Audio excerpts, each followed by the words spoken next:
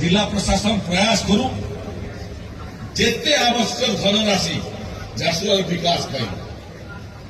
कौन जगार धनराशि अभाव रही एक द्वितीय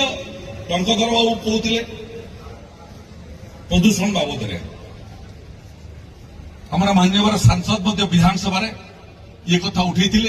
जिते पूर्व सांसद थी से समय मुझे एकाधिक बार उठे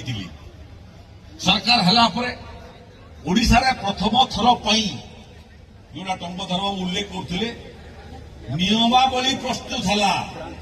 जे क्यों नियमावली अनुसार पाउंस को आमे डिस्पोज करूँ एवं नुआ एसओपी आसी खनि विभाग 350